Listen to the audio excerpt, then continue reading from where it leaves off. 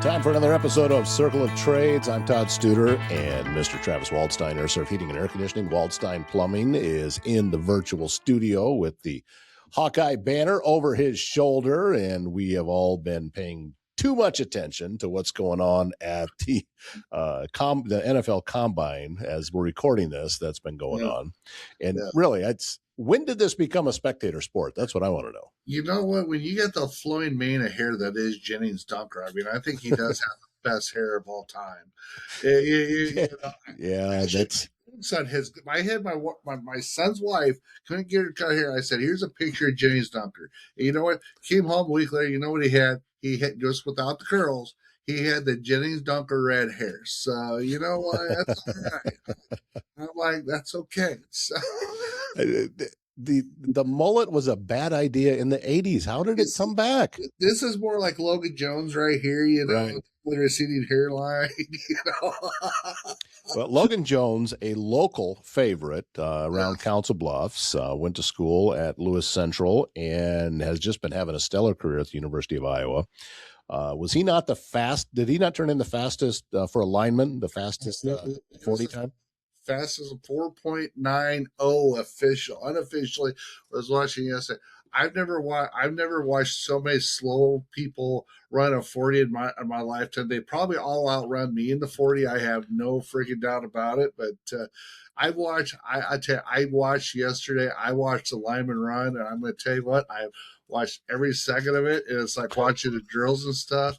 I'm going to tell you what, you want to watch the view. Forget the view. You can watch NFL linemen do that. It was a thing of beauty. So, well, and Logan, I think, has increased his draft stock. Oh, 100%. At the Combine. 100%. Listen, when he came back for this extra year, and you know, he was probably going to get drafted fifth or sixth. I don't think he'll be a first rounder. It's hard but I think he'll be an early second day. I think he'll be a second or third rounder. Him and Jay's Dunker. Now, Bo Stevens, who was in there too, he had a lot of good things. But listen, in the 40, it's like he was pulling a freaking plow. He was like 5.4, like I said, 5.4. I mean, the tractor was definitely hooked up, and they didn't want the plow was buried deep. So with Bo, but I mean, they all them guys. If you watch all of them, they had Caden Proctor, who went to Southeast Polk, and went to that school in Alabama, can't decide what he wanted to do. He was 350 pounds. And he was doing the NFL draft, doing this stuff. But yeah, those guys, there were some athletes out there, but the Iowa guys in particular did themselves well. It's fun. I mean, it's like, okay, it's either, so I honestly, I missed the first half of the Iowa women's game because I'm watching the NFL. Watching the NFL Combine. I was like, wait a minute here. So, but no, those linemen have just consistently gotten bigger and bigger. I remember in the 80s, a Sports Illustrated story. It was just, why I remember this, I don't know, but it's just a tiny little blurb, talked about the largest average offensive line in the country. And when that article came out, it was Ellsworth Community College in Iowa Falls, Iowa, and the average lineman size was 302. And that was the largest in the country. Yeah. Now, that's a small lineman, just period. Logan Jones was 299 yesterday. So, yeah. I mean, all them guys are well over three. Yeah, I'd say probably your average line size. So you have your preseason weight, you get your preseason weight, then your in-season weight. I would guarantee it's probably average is probably 325, 330 if I had to guess for college, 100%. Have you taken a look and seen where Green Bay falls in the draft order, if they got a shot at Logan? Not first round, definitely second round, possibly third round. I mean, they traded away for Micah Parsons. So, Oh, yeah. So we'll see how that goes. So we need linebackers. We need linemen. I'd be okay if they signed Tyler Linderbaum too. So they need a kicker too. They need a kicker too. So, but that's so. Well, I am excited to see how that all shapes up. I know that you were probably gearing up for a season transition again, are you not? As we're getting close to spring, and that's going to, the calls are going to take on probably a different subject quite a bit. Well, February was our official Indian spring. Yeah, there was a lot of fake springs going on. Yeah, Yeah, we had we spring in February. We're now back to winter for yeah we hit 70, and then the next day a blizzard hit, which is not the first time I've seen that happen. now. By the way, That's like pretty typical for I saw that in February up in Northwest Iowa when I was in high school. That happened. That we got up, I think it was like 72 one day, and then we about 8 inches of snow the next. Mm-hmm. Yeah, no, that's yeah. It's This is just it's life in Iowa. That's what we get. absolutely. So, but What are some of the things you're hearing from folks right now? And when the calls come in, is it still furnace related issues? Is it what type of things are you seeing? kind of almost missed. We haven't had any AC calls yet, although I tell you what, we did have one AC call in February, so Yeah. still furnace. So a lot of people are wanting to, get quotes for early season replacement. Duct cleaning seems to be a huge one right now, so I'll get quite a bit of stuff with that, which is pretty normal. For like I said, for me right now, it's kind of planning for spring, trying to get some pricing finalized and updated and whatnot. So that's kind of stuff we're working on right now. So, but it's kind of a little bit of variety. End of the year stuff, people talking about hydronics, lots of budget stuff. So I just had a meeting with a contractor up in Neola today. They've got some interesting projects that are, coming up that that are kind of they're probably 6 months to a year out, but are actually pretty exciting. So, so yeah, I'm actually looking forward to seeing what's going on. I know Lewis Central, by the time this comes out, it might have already been, but they're finally, after 30 years, it was old 10 years ago, the athletic building, they got the Marshalls, I believe, Dr. Marshall and his wife did a sponsorship, and they're finally putting a new athletic building over at Lewis Central, so the football teams can, I think, don't have to go to the middle school for Iowa Western and for LC, and there's some, so there's some exciting stuff there. It's summer believe it or not, with being March, we're talking summer projects. So if you're always looking at the 6 month ahead, this is, we're a lot of stuff you're gonna have is gonna probably be summer or fall. So that's kind of with where we're at as far as a lot of this stuff. That Lewis Central and Iowa Western playing on the same field has always struck me as it seemed like it was a good cooperation there for convenience for a while, but with the success of Iowa Western and the fact that they still don't have their own stadium, I've always thought that was kind of strange. Nah, I really don't think that's going to be for much longer. I know nothing. So I know nothing official. So, but they just put the new turf down at LC. It's probably a couple years ago now. But I think that Iowa Western will be playing games on campus probably in 2 years. If I had to, you think so? Yeah, I think so. They St. Albert's, I know, plays their games on what they're calling their practice field. Right. It's a hell of a practice field. The bleachers a little bit small at this point. I don't know if they're going to add bleachers for it, but yeah, they definitely have I think they have the spots to tailgate. It's right next to their baseball field. And I can't remember. I think there's a track with it as well that they've upgraded. So do I think will they? I think Iowa Western will. All the baseball teams in Council Bluffs are pretty much using Iowa Western baseball facilities. So I mean, there's still gonna be some sharing stuff without a doubt between. St. Albert's and Iowa Western, LC and Iowa Western. I expect that to continue at some level, but I see over a period of time that they're moving more. They're wanting to have their games on campus. I have to admit, it's kind of weird for a college team to have their home games on a high school field. Although Titan Stadium has gone through a lot of upgrades, it's been beneficial for. No, it's a great facility. It's just something that has bugged me about what is happening with all these national championships, and Mhm. we're just, we're not seeing the community get behind it to the level that I would like to be able to see. Oh yeah, no, 100%. So, well, Iowa Western is a council school, but they got kids for their sports program. They got kids all over. They've actually, I mean, they've got great facilities, a wrestling room, their gym, um, but I think it's because community college and not high school. You don't have, some teams have a better, some cities have a better, how do I want to say it, affection for their college. I mean, if you go up to Northwestern up in Orange City, Mm-hmm. well, I'll call it for what it is. None to get except for the Tulip Festival and the wooden shoes, and Dutch Boy paint. There isn't a whole lot. Oh, no, okay, let me forget. Pizza, not Pizza Counter, but Pizza Ranch. Pizza Ranch. Pizza Ranch is from Orange City. There, other than that, there ain't a whole lot else. So, but if you me being smart ass, stop being a smart ass. That community has really took it on. Northwestern, of course, it's a Christian college. It kind of falls with Unity Christian, which is in Orange City. And, you got whole Western Christian. Those are all the tall kids that can play basketball in the state Mm-hmm. conference. Pella or Orange City is where they all come from. Well, that's the thing, though, with a lot of those colleges and especially what was, I don't think it's called the Iowa Conference anymore, but it was. And whether it be Simpson in Indianola, they draw really well for their sports.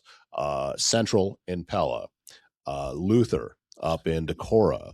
Yeah. I went and did a game.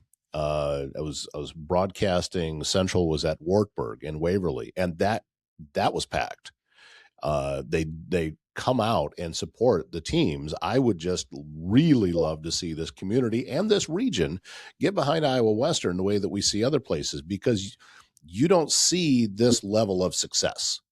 And it's not just with football. It's a cross. It's a cross. Yeah. Yeah. I think the football tries pretty well. Football does. I mean, if you go by Titan Stadium on Saturdays, they've got a pretty good crowd. Of course, with college football, you got your Iowa State, and I guess that team down in Lincoln as well. So Lincoln, Missouri. What are you referring to? The team down now, Missouri's down in Columbia. That team has an N on their helmet. So Yeah. No, I mean Nebraska, obviously. You get a lot of the college teams and where they're going to tailgate, but Iowa Western goes pretty good for that. I don't know how well they draw for their sports. It isn't like I'm going to them, so it's just I don't know. These are kids that hopefully in 2 years you're going to see them playing at major Division One Mm-hmm. schools, and you've seen a lot of them play at major Division One schools, which is fantastic if you know what I'm saying. So I'm pretty excited about that. But it's all good. It's we talked to colleges, community colleges versus whatever. I went to school at Nyack. Time they had football, they weren't very good. They don't have football now. They had basketball, baseball. They were pretty good at. So, um, so I guess that's kind of as far as the attraction, people want to go. If the price good, people will show up. But Yeah. you know, but if the price not good, then they won't show up. So, and I think that, I think that's the same for any sport. You want sport to a point. If it's your kid in high school, college changes the narrative a little bit because these are kids that should be good. I mean, if you go to JUCO, you're not making $4 million a year. I can promise you that. So, No, but that same line of thinking applies to a lot of different areas besides just sports. I mean, you are successful in HVAC and now a rapidly growing business in plumbing because you guys are good at what you do. And that's why you are keeping customers and growing your client base. And you know that, okay, next time something happens, we're getting a call again because you follow through with what you say. yeah, absolutely. So, yeah, 100%. So, but That's kind of why I gave you the tagline. I don't know if you've noticed or not, because you do so much work with stuff with us, and have come on as title sponsor of our new sports show, and Yeah. I gave you the tagline: when integrity matters and when doesn't it? These are the guys you want to call, There you and I think that I should probably copyright that. go. There might be some people throwing darts at, but it's all right. No, that's just not the case. I can tell many people that say that hey, we're calling these guys because they follow through with what they say, Yeah. and that is job one. I think Yep. you have to own what you do. If you make a mistake, own that, and deliver on your promises. And you guys do a good job of that. Try to do that. So I'll try to do that. But yeah, no, backshop, it's actually exciting time. We're in the middle of apprenticeship. Actually, I'm going to take a few minutes to talk about apprenticeship in Iowa Western. Yeah. Speaking of that, so I've actually been trying to get Brienne Duty on your morning show for apprenticeship, and so so here's what's going on with Iowa Western. I've pushed for this hard for a year. Pretty much every community college in the state of Iowa has got an apprenticeship program. I'm also aware that CU Authority has apprenticeship program. We've used them for years. They're a good program. Depending on your trade, I know ABC in Omaha has got a good program, but really, as far as HVAC, it does not transfer over to Iowa. At least that's been my experience. So for HVAC and plumbing, it's hard to go over to Nebraska and do their certificates and get it to transfer over to Iowa. It's a much bigger pain in the butt as far as the apprenticeship goes. But Iowa Western has finally gotten serious in the ball game. So they've been working with Chris Kula with he is the head of the Iowa Department of Apprenticeship. He's over in Cedar Rapids, and they've actually put an HVAC and plumbing apprenticeship together. They are eventually wanting to put a electrical apprenticeship together to be a 4-year apprenticeship, hands on, have access to the classrooms and labs. Your 8,000 hours where, if you want to keep track of it, fine. If you want if you want school to do it, fine, you can work with it. But it's something that's local. It's not on a teleprompter. It's not on TV. It is someone where you're live in the classroom. I've talked with city officials in Council Bluffs, and I've talked with contractor friends that I know that are involved with it. And it's one of the things. If you want a program in your backyard, that for somebody that's where you're training your staff, they have definitely got they are making a commitment towards that, along with expanding what they're doing with their daytime or with their curriculum. I know with their I believe their plumbing and HVAC are actually a trades program, their 1-year program. It's switching to days in the fall. Reason for that is so for the apprenticeship, and eventually, I think within the next 2 to 3 years, they're looking to make that an actual 2-year program, like some of the better schools in the area in the Midwest, Southeast, out of outside of they're not Lincoln, but they're at Southeast Community Colleges, Milford, DMAC in Des Moines, NIAC in Mason City. Western Iowa Tech doesn't have a bad program, so they are actually finally putting their money where their mouth is. I've had conversations with Dr. Kinney out there. So if you're a tradesperson, if you got apprentices that you need to get into a registered apprenticeship program, I would definitely encourage you to get a hold of Bria Duty and talk with her, to get your apprenticeships out. It's get your apprenticeship done. It's not, it's not cheap, but it's not expensive. And, it's the right thing to do as far as I'm concerned. If you go out to my Facebook page, I put a long post on Saturday about how we run our apprenticeship. I can't speak with every company as far as how they run their apprenticeship, but here's the deal: we need to train the workforce of the future. Period. This isn't just Travis Scott Waldstein. This is for every trade shop in town. I don't care if you're doing framing or you're doing whatever. We need people to get in and learn a job.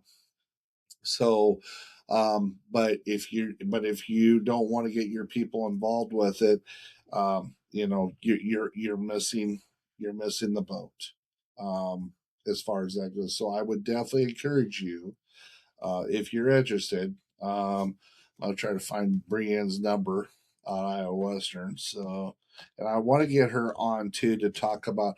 Here's the other part: is there is a lot of money available through at least currently for if you want to do CDL or the training. Um, as far as that goes, where there's co-op dollars available that help pick up a percentage of the cost. So, I mean, if you're looking at costs and how to pay for this apprenticeship, there is money from the federal government available in regards to doing that. So it isn't like you're having to front 100% of the costs. So, which makes it beneficial. I mean, we've done this with some of our people. We've taken through CDL stuff. It's been a nice benefit to what has been offered to us. So, but Brienne's number, and her title is technically Business Resource Director at Iowa Western, but her phone number, 712-325-3443. If you're an employer, she'd love to talk to you. If you're an apprentice and want to look at the program, or if you're a pre-apprentice in high school and you're wanting to have a discussion about, do I do apprenticeship? Do I do classroom stuff? She's definitely a great resource to talk to. Tom Hodap, I believe, if I'm pronouncing it right, he's their HVAC instructor. They have their plumbing instructor as well. I don't remember his name. They're guys in their 40s who have been in the field.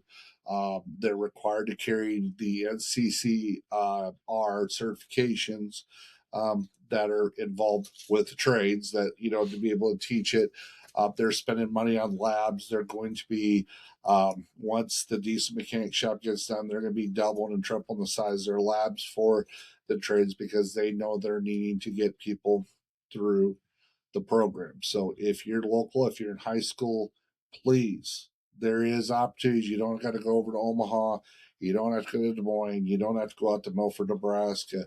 There's definitely opportunities here in Council Bluffs to take a look at this program. Do you know, is that for many of the trades that they have a lot of different programs? Here's what I can tell you. I know that they got the building trades program. I know that they have HVAC, plumbing, electrical. They do have a class, but they don't have the apprenticeship set up for that yet. But they've had discussions. I know they've done some work with their heavy duty stuff with like John Deere. I think AM Green Power is doing some stuff for apprenticeship and training with them. So if you're an employer of decent size and you need to kind of do some base level certification for guys across the board, they are tailoring some programs, and I think they're using some of the dollars there because it's all towards training the workforce. So, so if you're not sure if they can or they can't, definitely reach out to Brienne, and if she does not know the answer, she'll put you in contact with the people who do. But they are putting their money where their mouth is, from what I've seen, and I'm excited to try to be part of the solution, not necessarily part of the problem. So it's not the days where you used to work for 4 years. They just get your card. Unfortunately, there's rules to it now, and and like I said, I don't want anybody to not be able to get a trade or a skill. I think it's, if you want to get into the trades, but there's a right way to do it and a process to do it, and so this is an avenue that is here. And if you're not taking advantage of it, then you're making, I'm not saying you're making a mistake, but you're not doing yourselves any favors, I guess is how I would look at it. So, Well, it's a local place to be able to do this type of thing, and it's important that we have that. And it's important for not just for your companies, but for other tradespeople that are out there too. That this can potentially be a feeder program to be getting new staff in. yeah. Well, here's the other thing too. I've had people reach out to me ask me about the union. I'm not anti-union, so I want to throw that out there. I'm not anti-union. Just for me, for how we operate, I don't feel that the union personally is a great fit for me. It's not that I'm against union. When I was in the rep business, I dealt with a lot of union shops and I dealt with great people. So that were union shops. So I am, I've had people say, "Well, join the union." Well, there's like everything else. There's pros and cons to it, and being in a franchise and being in a union is kind of a tough thing. Kind of is a lot of ways. So Right. it's nothing personal. It's just that's kind of how it works. So that's why I say, it's not for everybody. And if you work for a union shop, I don't.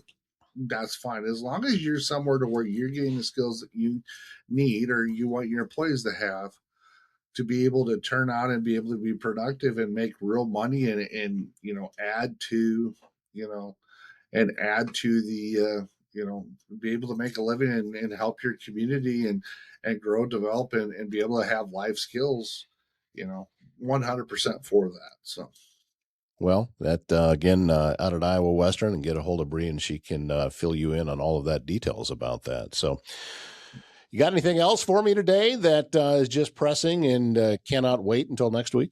no, I mean, really, that's kind of the biggest thing is the apprenticeship. I mean, it's kind of been on my deal. I'm in the process of taking my general contractor's license, and if you got somebody who can teach an old guy how to use AutoCAD, I would be greatly appreciated because I don't have the patience for it to learn AutoCAD, but I'm going to have to. Um, I'm in the process of taking my general contractor's license, but one thing I cannot do is draw. So I know that, I mean, I could draw with a piece of paper and a pencil, but in 2025, or 2026, things are a little bit more sophisticated. So, Yeah, probably. Yeah. yeah. So, I still remember why I remember some of this stuff. And Coach Fletcher, you'll be very happy to hear this. Is a drafting class that we had to do. So now you're drawing stuff like that. And there were some of the characters that took up one extra box over the other ones. And he told me that he told all of us that you just have to remember the name Tom Q. Vaxi, and those are the ones that take up an extra box over the other ones. Why do I remember that? I don't know. He was my basketball coach along with my shop teacher. So is basketball a sport? Oh, wait a minute. It was the only sport we had pretty much. I mean, we did have baseball, I guess, too, but we didn't have a school big enough for football. And had there been 8-man football back then, we probably could have fielded a team.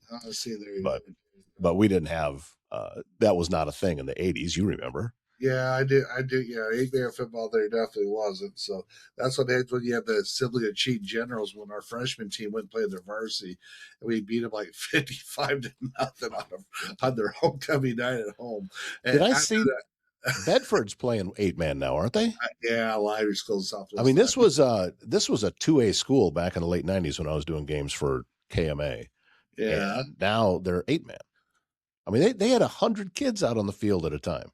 Yeah. Well, now there's probably not 100 kids in the damn school. So no, probably not.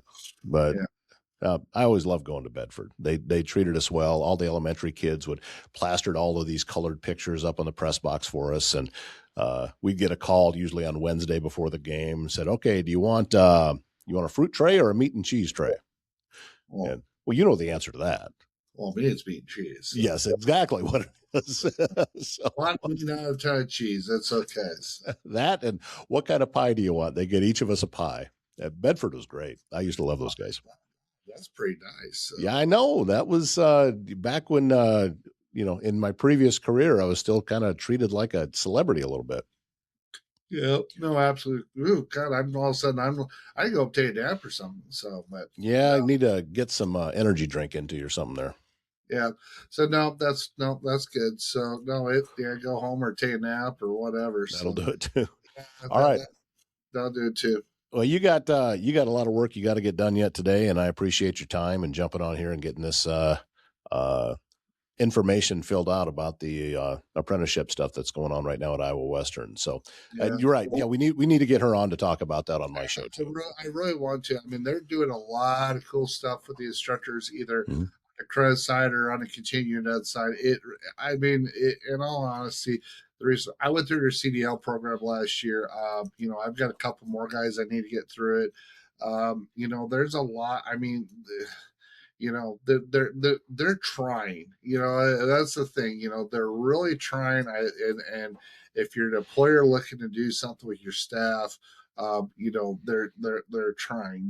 They're wanting to critique to help people. And here's the thing: the U.S. Department of Labor, they had the secretary there a month ago. I got to be with her. Iowa Western is really trying to, take advantage of the funds that are available, but actually use them to train workforce. And in all fairness to, the HVAC complaint, there's some stability in the program. There wasn't stability for quite a while. There's some stability, there's some growth, there's some stuff that I like that I'm seeing in the program that was not there 3 or 4 years ago. So it's not the same program you were looking at, maybe 10 years ago. It's just, it's came a long way. So. Well, if it has the endorsement of one Travis Waldstein, I trust that.